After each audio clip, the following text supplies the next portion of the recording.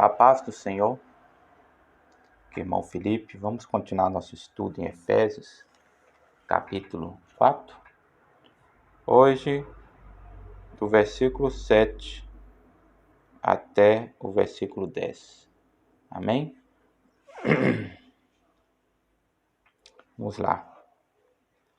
E a cada um de nós foi concedida a graça conforme a medida repartida por Cristo. Então, depois de Paulo falar sobre a unidade cristã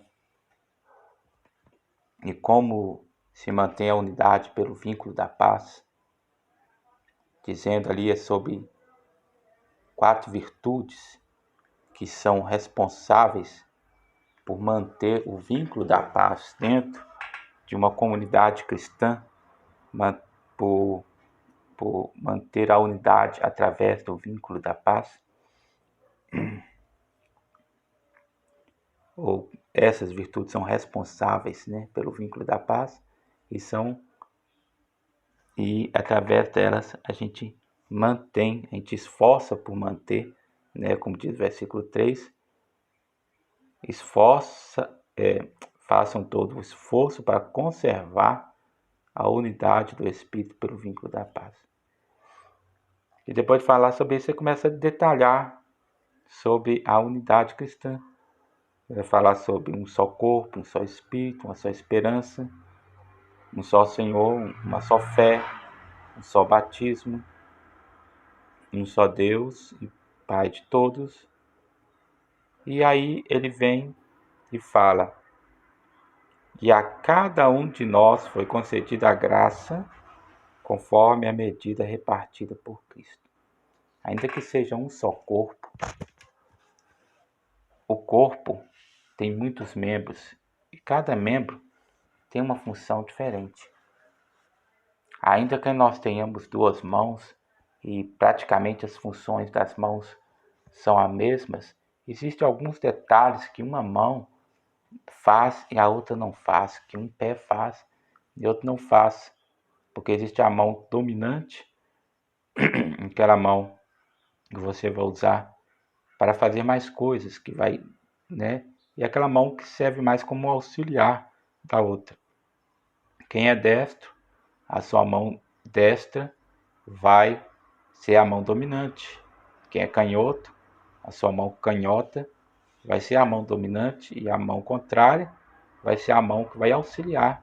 Isso também serve para o pé, Por mais que você tenha um pé direito, em algumas coisas o pé direito vai ser mais promissor, mas o pé esquerdo também vai ter o seu papel. E isso mostra a distinção que há entre um membro e outro.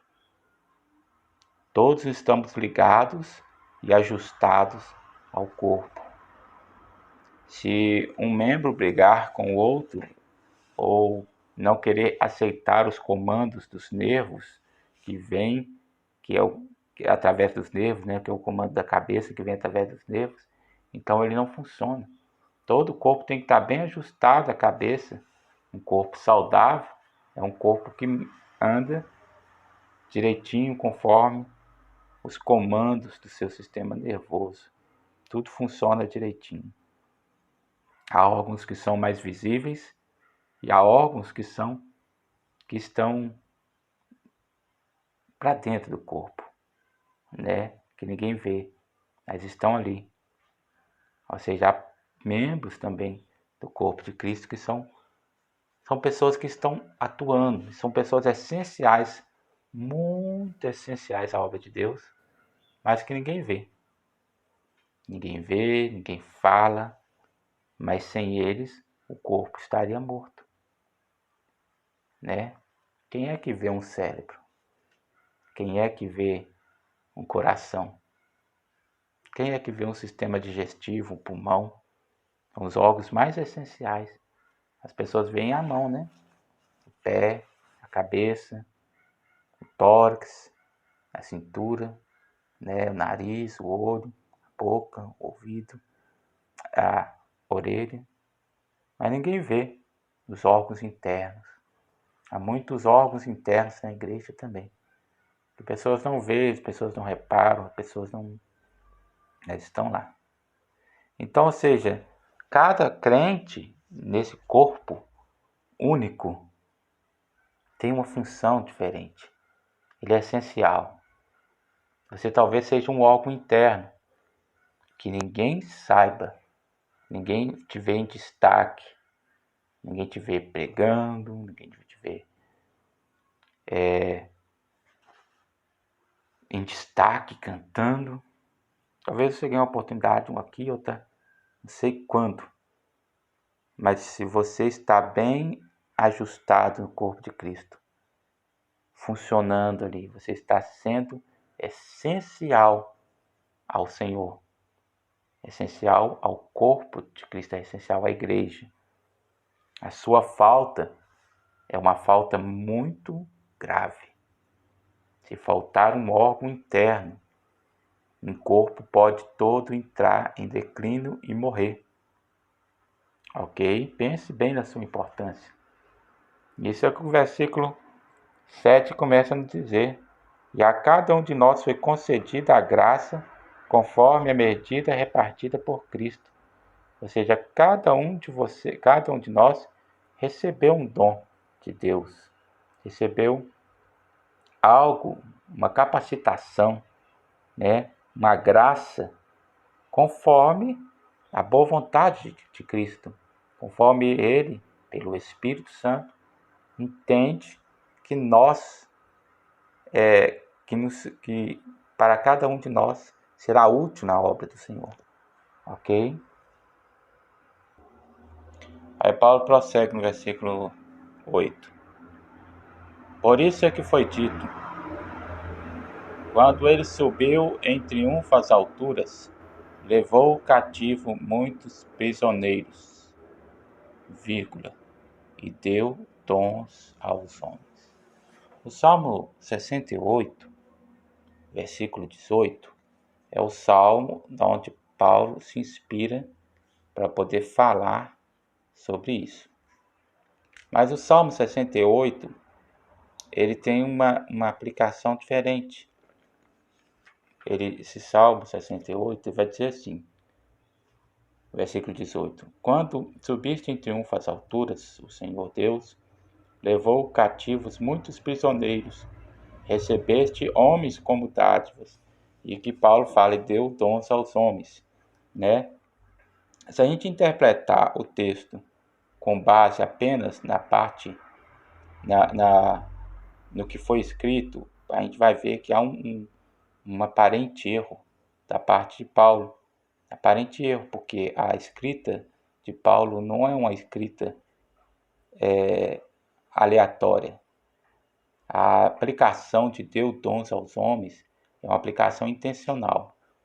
A gente vai ter, ao ler todo o Salmo 68, a gente vai ver que é um salmo de guerra, se refere a quando um rei é vitorioso, ele marcha triunfalmente, trazendo os cativos, trazendo cativo algumas pessoas que da cidade, da guerra, alguns soldados da guerra que ele derrotou e venceu. Então ele traz essas pessoas cativos, e quando ele marcha triunfal dentro da cidade, ele traz consigo esses cativos, né? Até que Paulo concorda. Aí ele fala, recebeste homens como dádivas, até mesmo rebeldes, para estabeleceres morada. Aqui, alguém pode interpretar como Deus vindo para morar entre os homens, no sentido ali da construção do templo, ou da parte, como é um salmo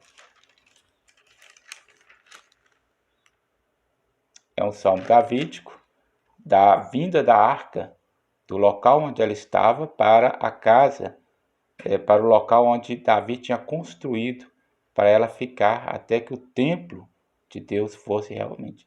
Então, quando foi trazida essa arca, houve uma festa, né? É como se Deus estivesse entrando, né? E então esse salmo se aplica a isso, para estabelecer morada. A gente entende que está ali para Deus estabelecer morada entre o povo, através do tabernáculo, através também da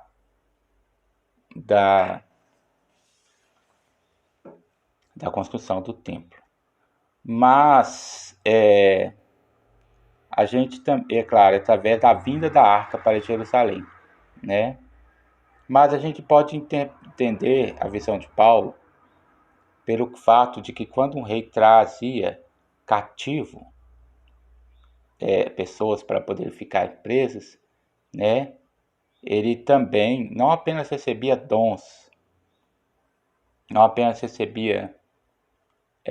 não apenas trazia despojos da guerra, mas ele distribuía também entre o povo da cidade, entre os seus concidadãos, também esses despojos. Então, quando Paulo fala e deu dons aos homens, ele não está fora da ideia e nem longe do contexto da ideia do Salmo 68. Que embora a partir do versículo 18, o salmista Davi vai falar sobre a marcha triunfal, né? Antes, nos versículos anteriores, ele começa a falar sobre como Deus abençoa o seu povo. Ele vai dizer lá no versículo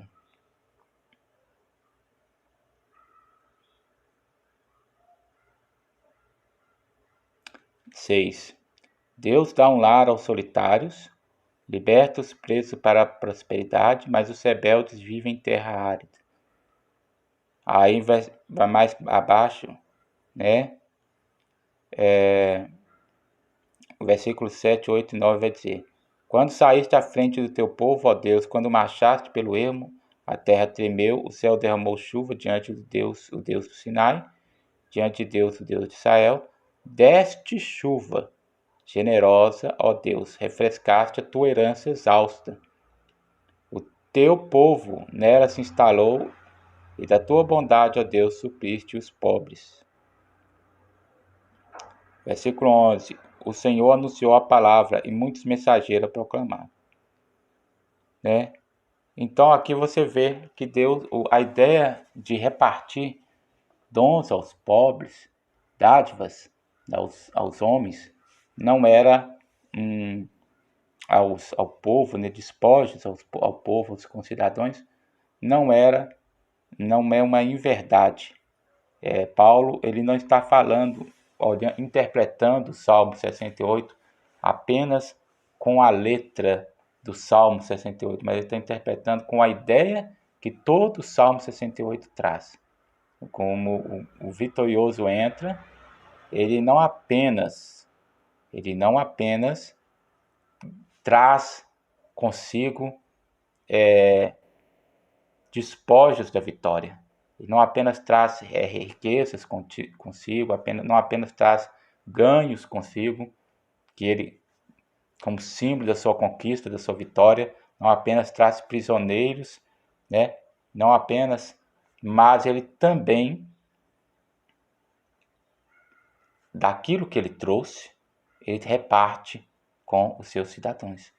Então, essa expressão, e deu dons aos homens, ela não está totalmente fora da realidade do texto do Salmo 68, né?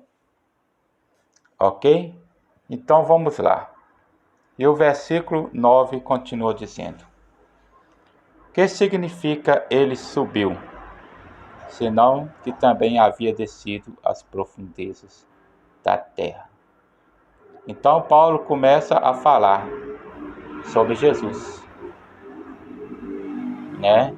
Quando ele subiu em triunfo às alturas, ele começa a interpretar, fazer uma interpretação cristocêntrica do Salmo 68, aplicando ela a Cristo, né? Ele fala, que significa que ele subiu? Que o Salmo 68, versículo 2 vai dizer, quando ele subiu, né? Quando ele subiu. Ele está falando de quando ele voltou ao céu, né? Então Paulo vai dizer o que significa que ele subiu. sinal que também antes havia descido. Como alguém vai subir se não está embaixo, né? Como alguém vai subir às alturas se antes ele já não tivesse descido. E ele fala as profundezas da terra, né? Algumas interpretações vai falar as mais baixas profundezas da terra, né? Alguém vai interpretar talvez espiritualmente isso aqui, dizendo que, até comparando a passagem lá da parábola do rico e do Lázaro, né? Em que o seio de Abraão e o inferno, o Seol, estavam na mesma dimensão espiritual, que eram divididos apenas por um grande abismo. E algumas pessoas vão interpretar que neste momento em que fala que Deus desceu às profundezas, que ele removeu o seio de Abraão daquela realidade e a levou a uma realidade maior, uma realidade que é estar lá onde em Apocalipse fala que é debaixo do... Conferir. Apocalipse 6, 9. Quando ele abriu o quinto selo, vi debaixo do altar as almas daqueles que haviam sido mortos por causa da palavra de Deus e o testemunho que deram. Então ele diz que algumas interpretações vai dizer que então ele é levado para debaixo do altar, com base nesses textos. Eu não sei se interpreta assim. Eu penso que aqui é uma interpretação que a terra, sim, a terra já é os lugares mais profundos, né? Então ele desceu à terra e se humilhou até a morte e morte de cruz. E este texto aqui traz muito na ideia a própria interpretação, a própria ideia de algo que Paulo já havia falado. Isso é uma referência, penso eu, que é uma referência a Filipenses 2. Não sei se Paulo estava se referindo a essa carta, mas estava sim pensando talvez na mesma ideia, né? E de forma sucinta, uma ideia que ele talvez veio a desenvolver em Filipenses, né? A ideia é a seguinte, ou veio desenvolver, não sei qual ordem foi escrita as cartas, sei que essa carta é uma das cartas da prisão, assim como a carta aos Filipenses. E Filipenses diz assim, que embora sendo Deus, não considerou que o ser igual a Deus é algo a que devia pegar-se, mas esvaziou-se a si mesmo, vindo a ser servo, tornando-se semelhante aos homens, e sendo encontrado em forma humana, então ele esvaziou-se a si mesmo, veio a essa terra, nasceu em forma de homem, ficou aqui como um servo, e sendo em semelhança de homem, sendo encontrado em forma humana, humilhou-se a si mesmo, e foi obediente até a morte de cruz. Aí ele se rebaixa mais ainda ao fato de se humilhar, não apenas como um homem, mas de se humilhar morrendo como um ladrão, como um malfeitor. E como morte, ele foi colocado numa caverna, né, que é na terra, né? Ele mesmo fala sobre que o Filho do Homem permaneceria no seio da terra, né? Até que se desse o terceiro dia para que ele pudesse ressuscitar, como aconteceu. E aí fala o versículo o seguinte, ele havia descido a mais profundezas da terra. Então se referindo não somente à sua humilhação como homem de descer à terra, mas à sua humilhação de descer à terra e ainda morrer, né? Ok? E ainda morrer. Ou aqui, dependendo de algumas interpretações, é dizer regiões mais baixas, a terra, né? Ok? Vamos ver uma outra interpretação. Eu estou lendo a NVI. Aí eu estou com a Almeida aqui. A Almeida vai dizer as partes mais baixas da terra, né? E a NVI fala as profundezas da terra, né? Ok? Isso a gente também vai ver em Filipenses, onde o versículo 9 vai dizer: por isso Deus também o exaltou soberanamente e lhe deu um nome que é sobre todo nome. Então, no versículo 8, ele estava sendo humilhado, estava deixando as partes mais baixas da terra, se humilhando até a morte, morte de cruz, sendo sepultado e ao terceiro dia ressuscitando. Ou seja, sepultado, indo para as entranhas da terra, né? Literalmente. E achando na forma de homem, humilhou-se a si mesmo, sendo obediente até a morte e morte de cruz. Por isso, isso fala também da humilhação. Foi se rebaixado até na questão moral, porque, como eu falei, estava morrendo como um malfeitor. Por isso também Deus o exaltou. Aí Deus faz o inverso, né? O exalta de forma grandiosa, acima de todos, né? Ok? Então, versículo 10 continua. Aquele que desceu é o mesmo que subiu. Então, aqui não há espaço para um gnosticismo, né? Para uma interpretação gnóstica. É o mesmo Jesus que desceu e é o mesmo que subiu. Também não há espaço para a interpretação, né? Para a interpretação que o líder aí do movimento unicista, chamado Voz da Verdade, que diz que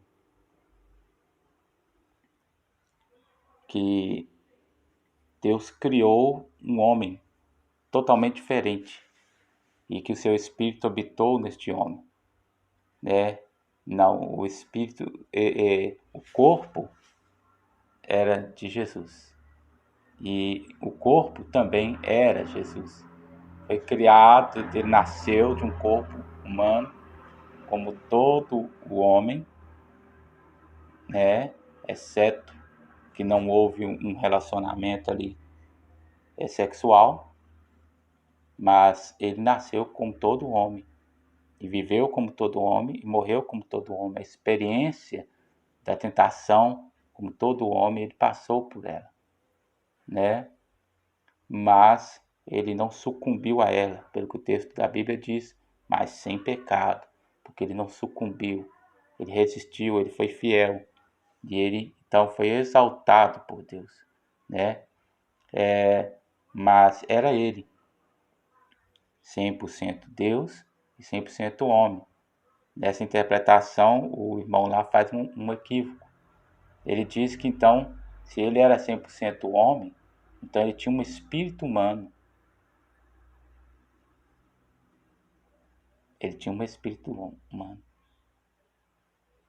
Porque na interpretação dele, que se não tivesse o espírito humano, não deveria ser, então, não seria então 100%, 100% homem. Mas para ser 100% homem, esse é o detalhe. Para ser 100% homem, precisa ter um espírito. O próprio espírito nosso vem de Deus. É nosso espírito, é um espírito humano, mas ele vem de Deus. E o espírito de Jesus é o espírito dele mesmo. Entendeu? Sendo um outro espírito, seria, e sendo uma outra alma, seria um outro espírito, uma outra alma, outra pessoa. Seria como se fosse duas pessoas, ou como uma pessoa que é possuída por um demônio, né? Então esse Jesus terreno seria como se fosse alguém possuído. E não é isso. É a mesma pessoa. Então a ideia de que para ser 100% homem tem que ter um espírito além do espírito que é o próprio espírito de Cristo, é uma ideia errada. Por quê? Porque a necessidade para ser 100% homem é ter um corpo humano e uma alma humana. Um corpo humano e uma alma humana. O espírito pode ser o mesmo, uma vez que a necessidade é que tenha um espírito, né? Eu sei o ponto que o irmão queria chegar, que sendo um espírito divino, não seria o espírito de um homem, né? Mas ele era 100% Deus também. Essa união hipostática é uma união que é uma união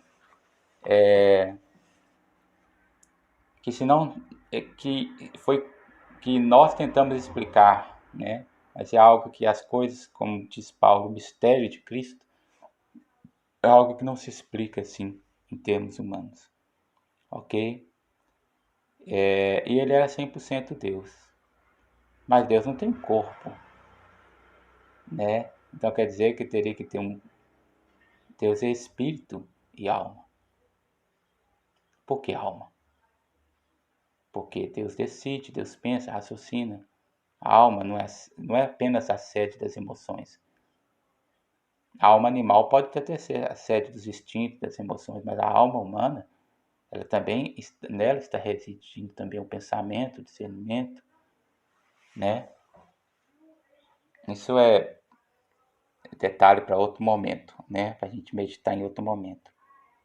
Eu até gostaria de parar aqui e meditar só nessa questão.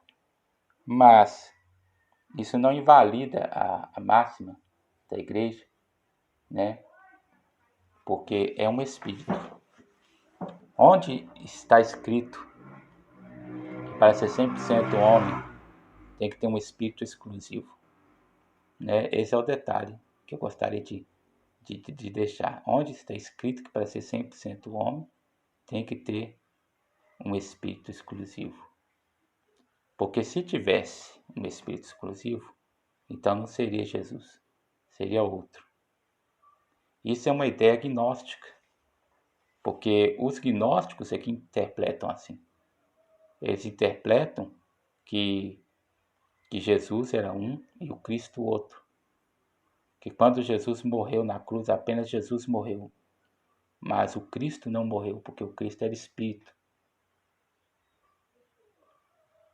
Então, isso é a interpretação gnóstica. Então, isso é pano para manga de outra interpretação, de outro vídeo, né? Mas o que eu quero dizer aqui é o que o versículo diz. Aquele que desceu é o mesmo que subiu. Jesus, o Jesus que veio aqui é o mesmo Jesus que voltou. Com o corpo humano, agora, sim. Mas deixando de ser Deus por causa do corpo humano, não. O corpo que ele tem lá na eternidade, o limita de ser Deus? Não. Não limita de ser Deus. Como eu falei, isso também é algo que a compreensão humana não explica, né? Mas em outro tema, em outro contexto, a gente vai poder meditar sobre isso. Acima de todos os céus, a fim de encher todas as coisas. Aqui ele vem de novo trazer aquela mesma ideia que ele estava falando sobre a plenitude de Cristo, que enche tudo em todos, né?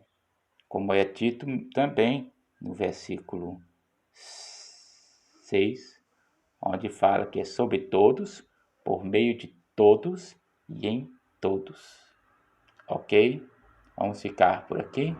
Depois a gente continua meditando e falando sobre os dons. E se o irmão que viu esse vídeo quer que eu trabalhe essa ideia que eu comecei a desenvolver aqui, sobre essa questão da união hipostática, então nós estaremos falando em outro vídeo. Mas comente aqui. Eu gostaria que o irmão aprofundasse aí, desembolasse essa ideia aí, que o irmão começou a falar, mas que não desembolou direito, né? Nos incentive a estarmos aqui, amém? E ore por nós, curta, compartilhe. Até o próximo vídeo, onde nós estaremos continuando a partir do versículo 11, falando sobre os dons que o Senhor deu aos homens. Fique com Deus, a paz do Senhor.